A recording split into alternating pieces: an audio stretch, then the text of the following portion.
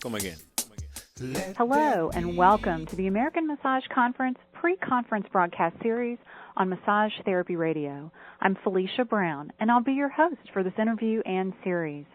This is one of several broadcasts with the presenters and experts who are appearing at the American Massage Conference May 20th through 22nd, 2011. The inaugural event is being sponsored by Massage Today, Massage Envy, Massage Warehouse, and ABMP, and will be held in beautiful Atlanta, Georgia. Our special guest today is Ann Catlin. Ann and I will be talking about her class at the American Massage Conference, Massage in Eldercare and Hospice, an introduction to compassionate touch. But before we begin, let me tell you a little about Ann. Ann Catlin is a nationally certified and licensed massage therapist and the owner of Compassionate Touch, as well as a registered occupational therapist. For 28 years, Ann has worked with people of all ages in facility care who have physical and cognitive disabilities. Her experience includes administrative positions in rehabilitation and long-term care settings.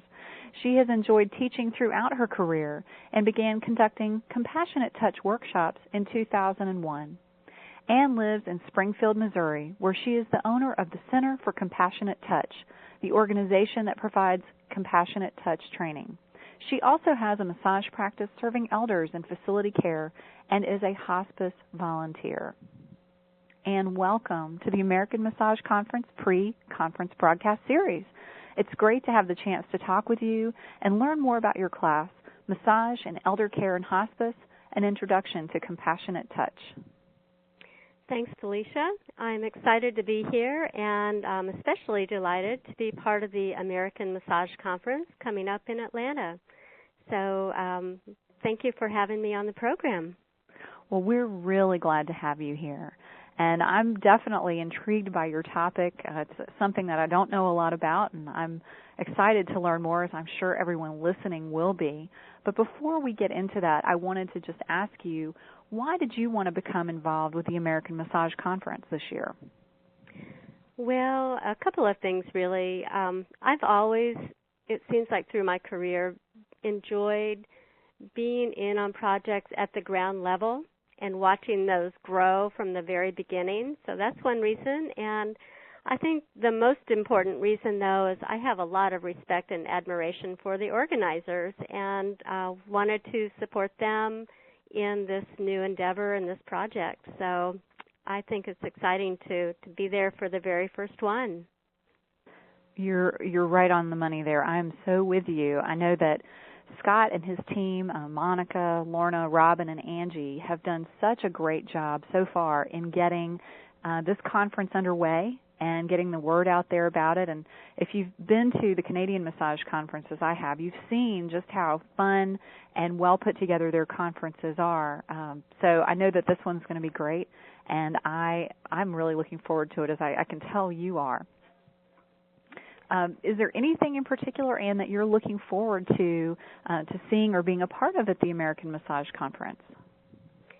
Well, besides my presentation, one of the things I think I'm looking forward to is I get the sense that the energy and the goodwill spirit of people at this conference is going to be really high and very strong, and I look forward to just experiencing that.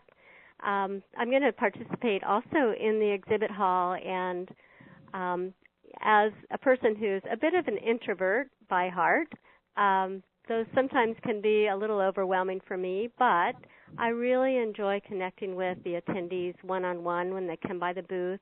And it's also a place where I get to see friends that I swear I don't see any other time than when I'm at exhibit halls. So I'm looking forward to that, too. You're right, and that's something that everyone I've interviewed has talked about, how much they enjoy getting to see people that they don't get to see all the time, maybe meet people that they've only talked to on the phone or seen on Facebook.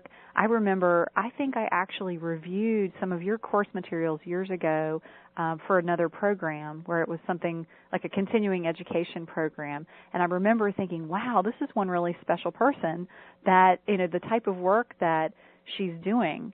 And so you're one of those people that I want to connect with. Well, I'm sure we'll have a chance, and I guess we are today, huh? Yeah. Well, I'm looking forward to doing it in person and not just over the phone. So am I. You know, one of the things you just said was this conference having high energy and really positive goodwill energy.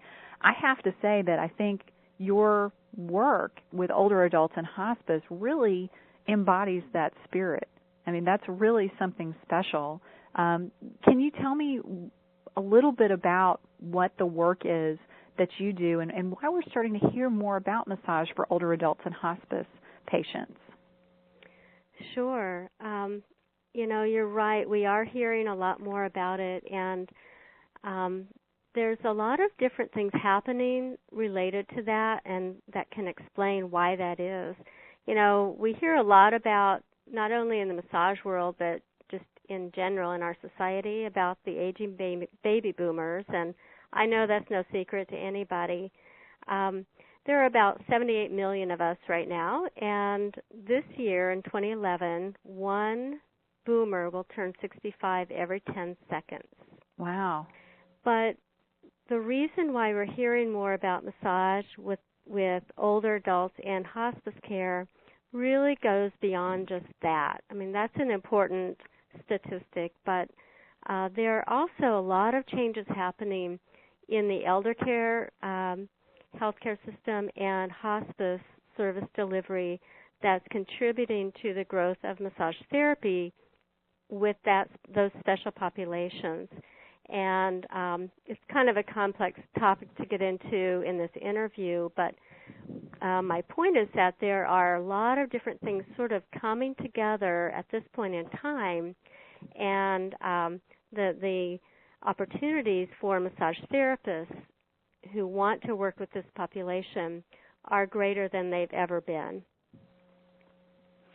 Well, it seems like that the opportunity is the key word there, and that's something that, and you know, I'm a business and marketing girl. That's my forte in the massage industry, helping people to grow their business. So I know a lot of people look for opportunities to expand their practice, but I'm thinking that working with these kinds of populations, while it could be a great opportunity and can definitely be rewarding, it could also be a little bit scary or perhaps intimidating to some people. Does it take a certain kind of therapist or certain kind of person to do this kind of work? You know, I often ask people who contact me about my training, I ask them a question, and that is, what moves you to want to do this kind of work? And over the years, I continually hear about three different responses. And one response is somebody will tell me, well, I had a personal experience. My mother, my spouse, my sister was very ill and received hospice care, and I want to give back. Or they had someone who was in a long-term care facility and had a chance to do a little bit of massage with that person and really saw the profound effect that it had on their loved one. So personal experience is a pretty common reason that brings people to this work. A second reason is a lot of times people will say, well, I've been a massage therapist for a number of years and I'm getting tired. My body's getting tired, or I've had an injury or something, you know, and they see this work as possibly physically less taxing and see it as a way to possibly extend their career. But the response that I hear more than any of them, people will say something like this: I don't know why I want to do this work. I just know in my heart that I feel called to do it. And that's, I swear, the number one reason that people give. So it really is it's a heart calling that people seem to feel, and feel drawn to want to serve the very old person and the person who's dying. the fear that you talked about, a lot of people do feel that it's a little scary, but what I've seen and what I know for myself is that I think that fear is kind of a reflection of our cultural attitudes. You know, we don't live in a culture that likes to think about getting old and dying. You know, we Right. stick our head in the sand about that, and so I think some of the fear that therapists may feel about it is because, you know, none of us are immune from our cultural wiring, right? So that's part of it. But the other part of it is just not having a full understanding about, you know, how to do the work and what really does it take and that kind of thing. So through proper training and developing the right knowledge base and skills and self-awareness, I find those fears pretty quickly diminish.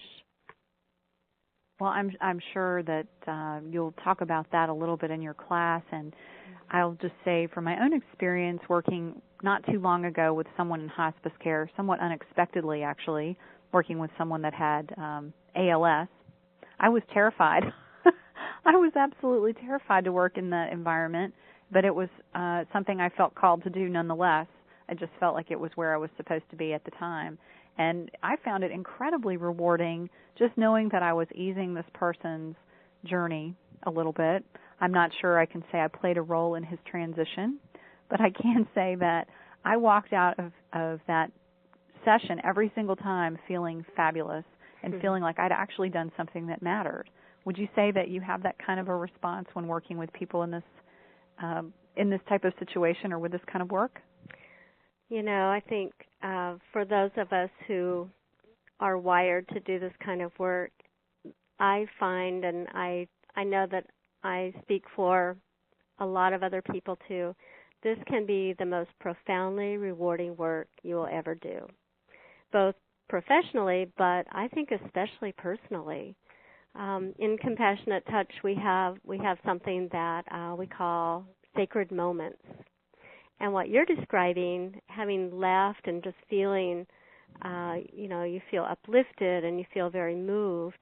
And there are lots of things that happen in sessions with people who are, living with these conditions and in these situations that just really move us to our core. And those things that happen that sometimes they're very touching, sometimes they're funny, sometimes they're just uplifting, but those are things we call sacred moments. And I really believe that we not only have the ability to witness those, but when we touch somebody and our heart is open and we're feeling compassion for that person, we actually create those. So we're actually creating sacred moments in this work. That's a really special thing, and I know that there are going to be some people who listen to this, listen to our conversation today and say, I really think this class could be for me. Can you tell me a little bit about what makes Compassionate Touch unique? That's what you're going to be teaching on at the American Massage Conference for anyone that might not have caught that. Tell me what's unique about the approach in your class. Compassionate Touch as an approach, I think the thing that stands out about it as unique is that it's more than a set of techniques. It's really not a bodywork technique. It's more of a comprehensive approach, and the approach combines what we call focused touch and sensitive massage with some very specialized communication skills. And the foundation of Compassionate Touch as an approach, it's a relationship foundation that's combined with our ability to be a healing presence for this special population. So, of course, it's a hands-on approach, and touch is the medium that we use to relate to the person we're serving and to connect with them on a deep level. So it's like I said, it's more than a set of techniques. So, for example, in the presentation that I'm doing for the American Massage Conference, the attendees will be introduced to, more of the underlying principles of compassionate touch, and have an opportunity to experience those during the time that we're together. So you'll actually have some hands-on time as well as some lecture time in your class? Yeah, I really believe that no matter how long the presentation is that I do, I always include some experiential activities. One of the things that's also unique about this work, and compassionate touch certainly is part of this, is that we can't do this work without being profoundly affected personally. And so, the ability to develop self-awareness is really a big part of it. So in the presentation, there'll be some experiential activities with learning some of the hands-on pieces of it, but also there'll be some things having to do with self-exploration related to what it really takes to serve this special population. Well, I'm sure that is important. I know being grounded and really focused, I think was a word you used, having focused touch, recognizing the possibility for the sacred moments, but also to know that the level of communication that you have to have, it's a little bit different than just doing a relaxation massage for the average client. Is there anything else that therapists need to consider about working with this special population? Or is there anyone in particular that maybe is a good fit, the best fit for this special population, some type of experience that they've had in the past or some type of work that they've already been doing? I think I really think it boils down to having a desire to make a difference and having the ability to be comfortable, with people who, have in many cases some pretty complex physical, emotional, cognitive disabilities. One thing that really stands out too is whether a person is working in eldercare or hospice, it's very, very, very likely that you will work with people who have Alzheimer's disease. About 70% of people in long-term care facilities have some form of dementia. So what was that statistic? How many? What percentage? About 70. Wow. I thought I misheard you for a second. Yeah. So, and it doesn't mean that everyone has very, severe, profound effects of dementia, but, mild, moderate, severe, the whole range. And so it's really a growing issue, the percentage of people who are in long-term care and hospice having this condition. It is growing and is going to continue to grow as, our society ages.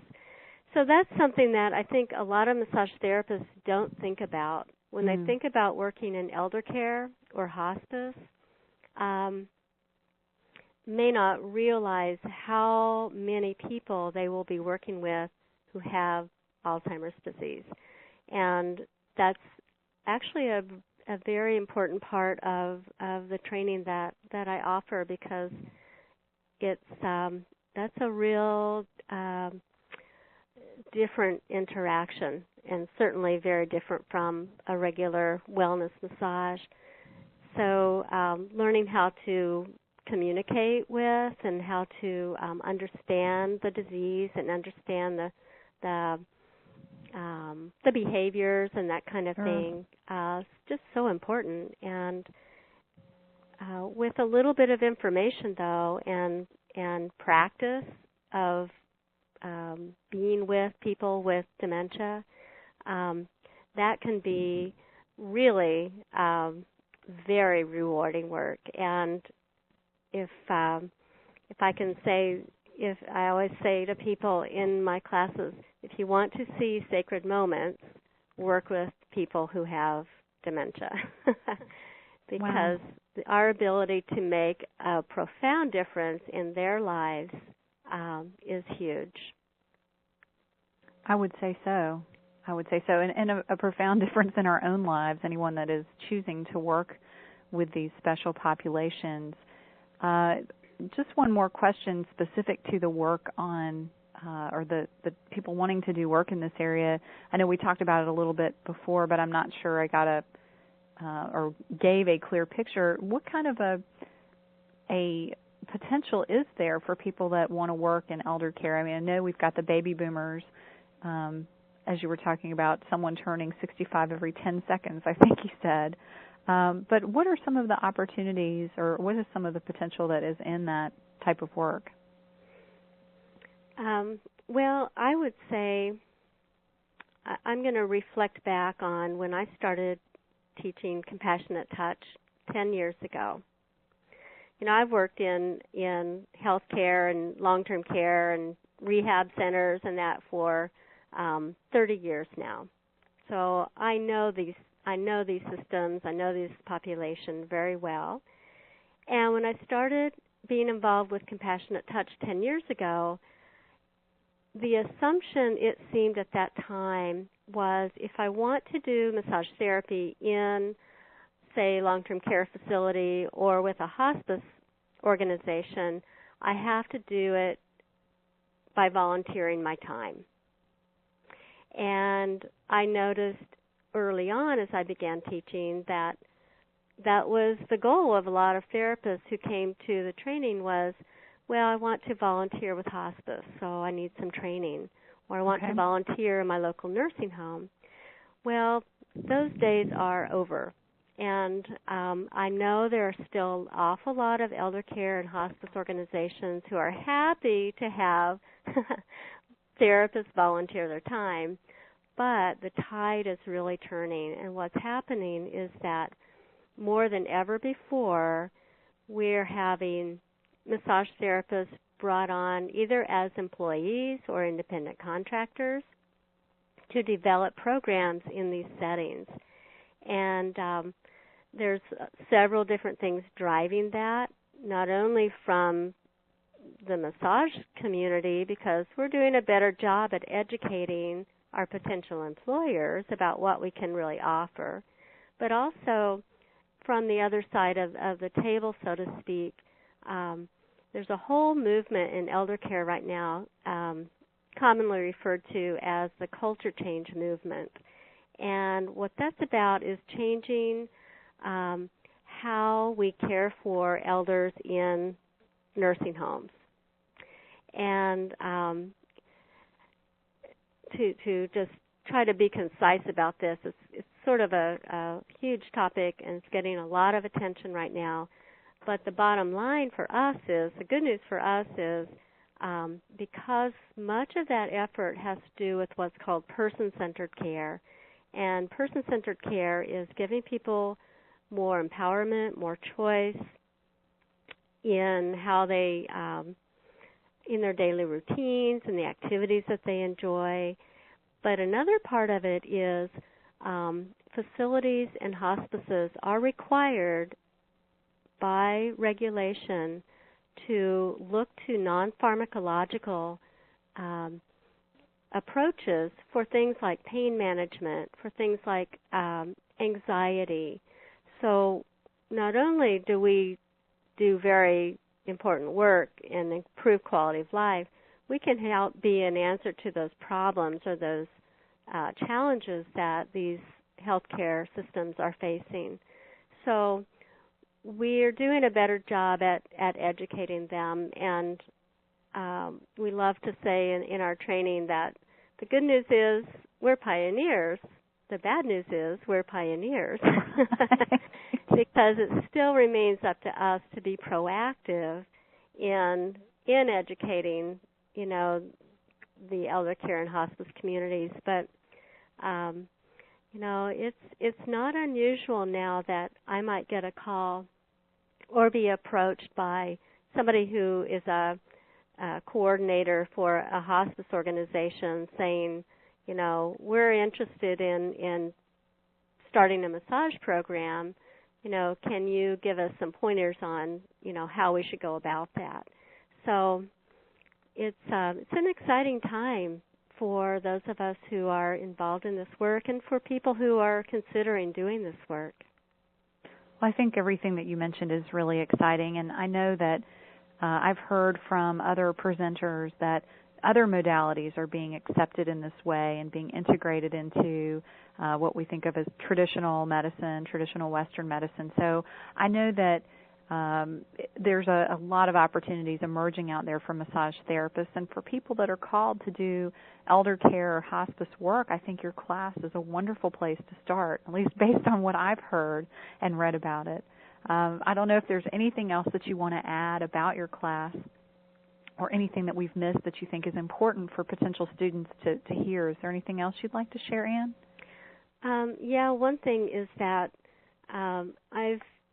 periodically I'll have conversations with nursing home administrators or hospice directors, and I've asked them, if I were a massage therapist and I wanted to approach you about being employed or being an independent contractor, what's important to you? What do you look for? And consistently the answer is that they want to know that anyone they bring on board has the specialized skills to really safely perform the work, to be effective in their documentation, and so having specialized training and having specialized skills really does set the therapist apart from someone else who doesn't.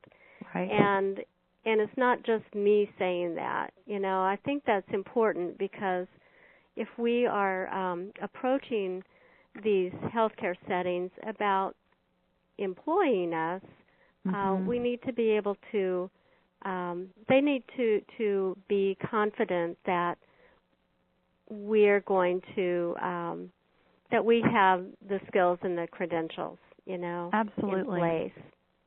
Absolutely, and a lot of what I've been hearing lately, too, is also research that has shown that the type of work that they're doing is actually beneficial to the particular population. And part of it's not just enough for the research to be out there. I think it's the responsibility for therapists that are doing whatever particular kind of work, that they're out there educating, as you said, their employers or their potential employers, or even just the public, about how a particular modality can benefit and truly make a difference in a particular population. It's a responsibility we all have to take on. It can't be just one or two people. We all have to be out there spreading the word about whatever it is that we do, so that this acceptance by the medical community continues. Yeah, I think we're doing a much better job at that as a profession, and certainly the awareness and the realization that that is something that we need to continue to put our attention on. I'm an occupational therapist. That was my first profession, and I watched that profession go through kind of a similar process in a way. Occupational therapy is very misunderstood about what we do, and everybody thinks it has to do with putting people back to work because of what it's called. And so, I watched that process of that need to educate, that need to be an advocate, for your own profession happen there too, and I'm very pleased that that's happening in the massage community now, because it's really the only way that we're going to get a strong foothold in our not our medical system, but our healthcare system. Agreed. Well, I know, Anne, that not everyone listening today is going to be able to come to the American Massage Conference, although for those who are, I'm going to share details on how to register in just a minute. But in the meantime, tell me how people can learn about you and the other classes that you offer. The best way is through our website, which is www.compassionate-touch.org.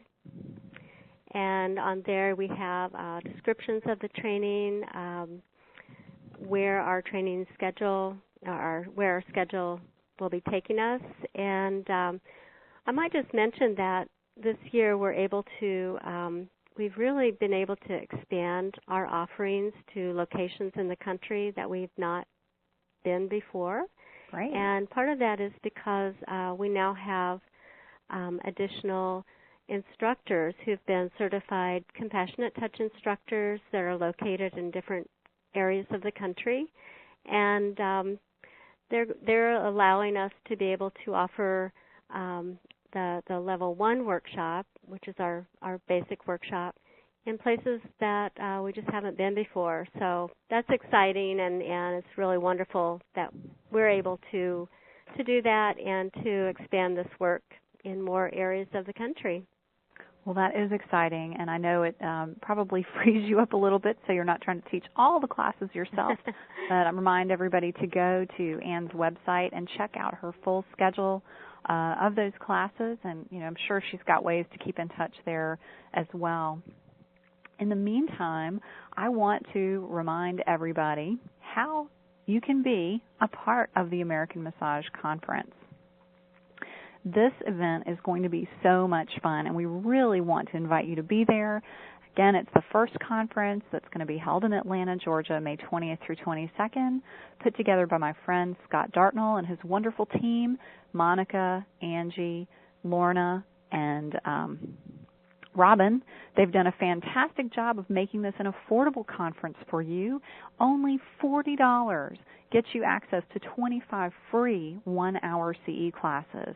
That's an amazing deal you're just not going to find anywhere else. That $40 will also get you access to the trade show where there will be top manufacturers and representatives for various massage product and equipment companies. And, of course, there is a fantastic drawing of door prizes, well worth that $40 price for the admission, just if you get a chance to win the thousands of dollars in door prizes that will be available. Additionally, this conference will have the first ever National Massage Therapy Job Fair. That's going to be on Sunday the 22nd. You do not have to live in Atlanta or even Georgia to benefit from this, as there will be national, state, and local employers on hand. So that $40 could be your ticket to a new job. You definitely have to check that out if you're looking for a new employer. In addition to what you get with your $40, you will have the opportunity to register for over 100 hours of continuing education. That's available from a variety of instructors, including Anne. These are in 3-hour workshops like the one we've been talking about today, as well as full day, and 2-day workshops. For students, we also have a free student day that includes Smart from the Start presentation and, of course, a free full-day class on passing the MBLEX and NCB massage certification exams. That's with Laura Allen. This is sponsored by ABMP, and the first 70 people that sign up for the class will get a free book about the same topic that's written by Laura Allen and donated generously by her publisher, Lippincott. Of course, we'd like to invite everyone at the conference to come to the Saturday night gala, where we'll have food, drinks, and live entertainment. So when you register for the conference, be sure to get your tickets for this event. As I said, they've worked out all the details to make this event very affordable. The hotel is only $121 a night. That's the conference hotel where all the fun will be going on. Whether you decide to stay by yourself or share your room with up to 3 friends, it's a really affordable deal. So hope you'll register and make sure you get your accommodations in the conference hotel. As a reminder to everyone, the show guide will make up the center spread of Massage Today's May issue. It will go out to over 62,000 massage therapists and will be available free at the show.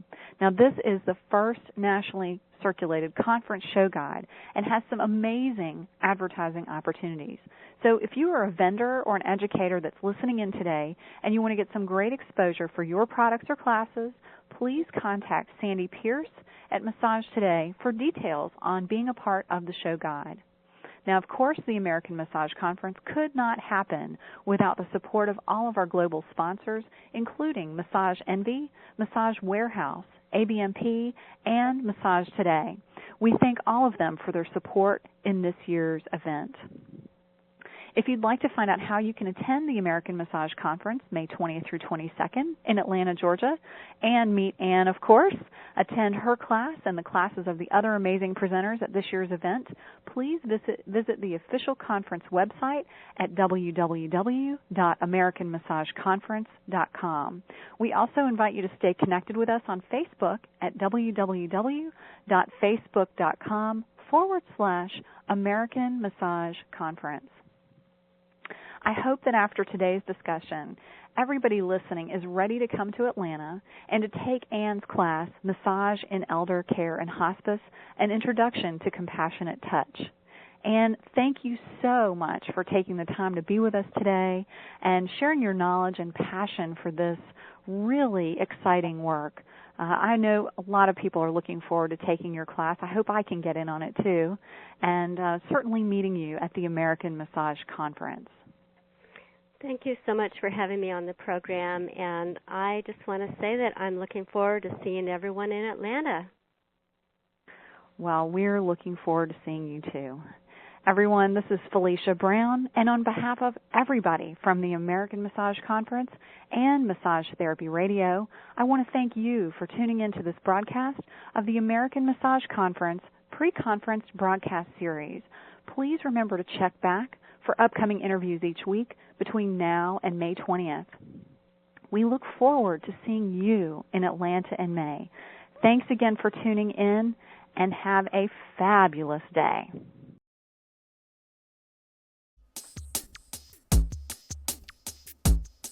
Come again. Let there be plenty, plenty. Let there be plenty love. Let there be